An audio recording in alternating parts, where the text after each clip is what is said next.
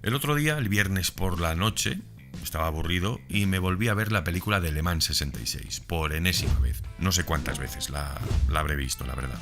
Y bueno, yo ya sabía que Ken Miles era un piloto que no tenía pelos en la lengua, tenía un carácter muy definido, ¿no? Muy potente. Sin embargo, llegué a una conclusión cuando vi otra vez cierta escena de esta película. Y es que cuando Ken Miles descubre por primera vez aquel Ford Mustang de 1964, durante su presentación, no dudó en decir lo que todos callaban. Bueno, todos realmente no, sino los más entendidos. Me parece un coche de secretaria. Brutal, directo y despiadado, como era él. Y no era simple arrogancia, creerme, porque cada palabra que decía llevaba el peso de la experiencia, de años dominando cada curva en los circuitos más complejos y de la sabiduría de entender cómo un coche debía comportarse dentro y fuera de la pista. Y tenía razón, tenía toda la razón del mundo, porque cada fallo, cada límite del Mustang que Ken Miles señalaba en la película estaba ahí. Y además estaban esperando ser descubiertos por quienes se atrevían a llevarlo al límite. Lo que parecía una crítica mordaz era en realidad un aviso sobre ese vehículo. Aquel Mustang no estaba diseñado para competir, ni mucho menos, ni de lejos. Pero es que ni siquiera estaba diseñado para ser un coche medianamente deportivo. Bienvenidos compañeros a este nuevo formato de vídeo. Espero que os guste. Va a ser un formato de vídeos un poquito más cortitos, pero muy viscerales, para que me entendáis.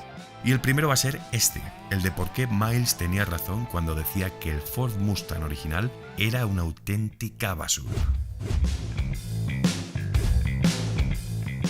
Bueno, Ford contra Ferrari no es solo una película, sino que es la historia de la obsesión, del talento y de la rivalidad llevada al límite.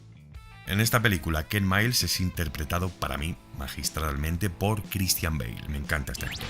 Y no interpretaba a un piloto cualquiera, porque su mirada y su manera de analizar cada vehículo revelaban una mente obsesionada con el rendimiento y con la perfección mecánica y con la capacidad de un automóvil para superar cualquier límite. En una de las escenas más recordadas, la que yo os comentaba, Miles se encuentra en la presentación frente a Leo Bibi, el vicepresidente de Ford. Un hombre que representaba la visión corporativa muy alejada de la pista. Bueno, representaba la arrogancia pura, ¿no? Y allí aparece el icónico, brillante y magistral Ford Mustang de 1964. Muy atractivo, a simple vista, seamos francos, pero cargado de unas limitaciones que Ken Miles percibe al instante, sin montarse siquiera en el vehículo. Cada línea del coche y cada decisión de diseño se está convirtiendo para él en un fallo en potencia, según lo está observando. Un aviso de que no estaba destinado a la competición, pero tampoco a satisfacer a un conductor que medía los coches con cierta exigencia deportiva. Por un lado, tenemos la producción en serie y la belleza del mercado, que prácticamente es lo que busca toda compañía, ¿no? Vender vehículos. Y por el otro, la obsesión por el rendimiento y la precisión en la pista. Bueno, en la película Ken Miles no se guarda nada, en el guión concretamente, y su crítica al Ford Mustang se convierte en un recordatorio de que la excelencia nunca admite concesiones, lo deja bien claro. Pero el Ford Mustang de 1964-65, el 64 Hall, bueno, le llamaban así porque le lanzaron en el 64, pero realmente era un modelo del 65. Es un poco lío, bueno, ya hablaremos más en profundidad. La cuestión es que en su versión básica, con motor de 6 cilindros en línea, tenía especificaciones que, aunque suficientes para un uso cotidiano, eran totalmente limitadas para cualquier aspiración deportiva. Como os digo, tenía un motor, un Straight Six de 2.8 litros, que entregaba 101 caballos y un par motor de 212 Nm. Esa potencia, aunque era aceptable para ciudad, para un uso cotidiano, resultaba insuficiente para maniobras exigentes o para una velocidad elevada en carretera. Y luego tenía una transmisión estándar que era manual de 3 velocidades, con unas relaciones además que no favorecían ni de lejos un rendimiento ágil. Cambios de marcha rápidos o situaciones de aceleración intensa dejaban al Mustang en una clara desventaja frente prácticamente a cualquier coche gestado con un mínimo de concesiones dinámicas. Y aquí es cuando entra en escena Ken Miles, que tanto en la película como en la realidad no suavizaba nada. Cuando dijo que el Mustang era un coche para secretarias, no se refería a insultos vacíos, a connotaciones negativas, sin más, sino al propio carácter del vehículo. Estaba claro que era un diseño orientado a la estética y al confort urbano, no al rendimiento. La suspensión era blanda, la respuesta al volante era lenta y el motor apenas ofrecía potencia suficiente para emocionarse. Para un piloto acostumbrado a extraer cada caballo, o para un conductor medianamente experimentado, y que querían sentir la conexión con la pista o con la carretera, aquel vehículo se sentía seguro, sí, pero insípido totalmente, predecible y sin ningún alma competitiva.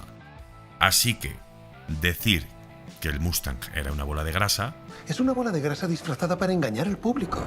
tenía bastante sentido técnico, porque su peso estaba muy mal distribuido, con demasiada masa sobre el tren delantero, provocando subviraje en curvas rápidas y una dirección que parecía resistirse a las órdenes del piloto constantemente. Cada movimiento se veía comprometido por la inercia y la geometría del chasis, y la carrocería, que era alta y pesada, convertía la experiencia de conducción en un compromiso constante contra la física. Es decir, totalmente antagonista y muy lejos de ser un aliado de las emociones. En este apartado, Ken también sugiere quitar el motor de 6 cilindros en línea, señalando la limitación más evidente del Mustang básico. Mi consejo es que se libre del 6 en línea. Aquellos 101 caballos y el par motor de 212 Nm no permitían aceleraciones rápidas ni manejar la velocidad en tramos exigentes. La respuesta de estos vehículos era lenta, la entrega de potencia insuficiente para curvas enlazadas y, por supuesto, para las rectas largas. Era un motor que estaba condenado a quedarse corto ante cualquier desafío de rendimiento real. Y esa idiotez de las 3 velocidades. Criticar la caja de 3 marchas no era un capricho, porque aquella transmisión no ofrecía relaciones optimizadas para aprovechar la potencia disponible y los cambios eran lentos y torpes. En situaciones de alta exigencia, como adelantamientos o cambios de ritmo, cada marcha se convertía en un obstáculo, un lastre, que ralentizaba la respuesta del coche y limitaba el control del piloto sobre la carretera. Es que es obvio. Acorte la batalla. Acortar la distancia entre ejes respondía directamente al comportamiento dinámico del coche. Con un eje demasiado largo, el Mustang perdía agilidad en las curvas cerradas y rápidas. La dirección, entonces, tardaba en reaccionar, el balance del coche se volvía incómodo y cada giro requería de correcciones constantes. Miles entendía perfectamente que la distancia entre ejes era clave para que un vehículo se sintiese vivo, para que respondiera con precisión a la intención del piloto. Se las arregle para quitarle media tonelada. Perder media tonelada de peso quizás sea un poco exageración, quizás sea una hipérbole de la emoción del momento, ¿no?, de Ken Miles. Quizás un cálculo realista serían unos 200-300 kilos, pero bueno.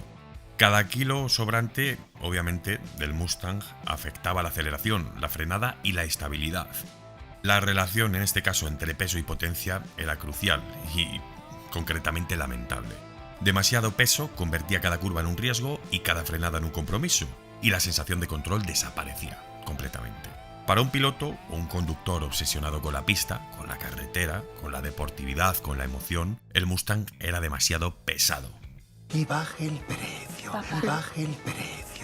Bajar el precio reflejaba su crítica a la narrativa comercial de Ford, porque el coche se vendía como emocionante y versátil, como deportivo entre comillas, pero su mecánica básica y su comportamiento dinámico demostraban que estaba sobrevalorado, ¿no? Las expectativas que creaba el departamento de marketing de Ford no coincidían con lo que se ofrecía, y para un conductor de cierto nivel esto era un fallo estratégico y de diseño. Pero aún así, seguiría prefiriendo un Chevy Chevelle.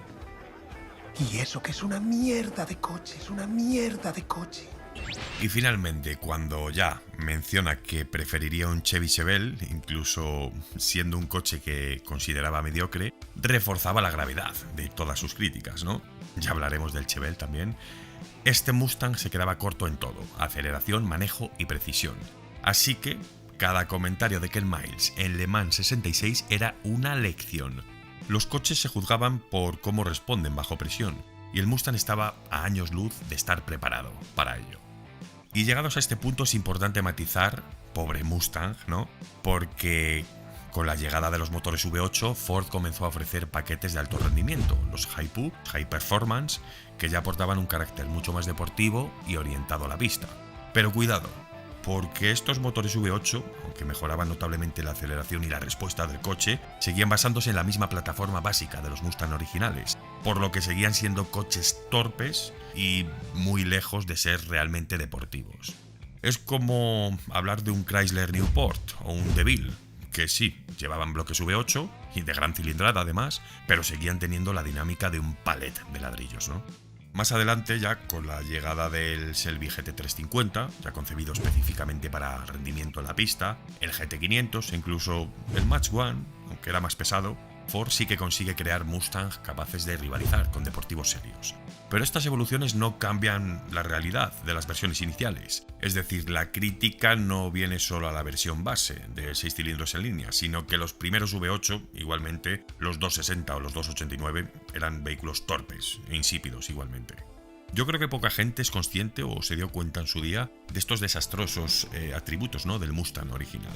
Es un coche que obviamente está muy endiosado, tiene un estatus legendario, un estatus de leyenda del copón, y obviamente, como es tan bonito, es precioso el vehículo, seamos sinceros, pues como que se le perdona todo, ¿no? Como que se pasa por alto. Bueno, os leo a todos en los comentarios. ¿Conocíais realmente esta faceta del Ford Mustang tan desastrosa? O lo que es mejor, ¿estáis de acuerdo con la revelación, con el análisis personal de Ken Miles en la película Le Mans 66? Os leo a todos en los comentarios y vamos debatiendo.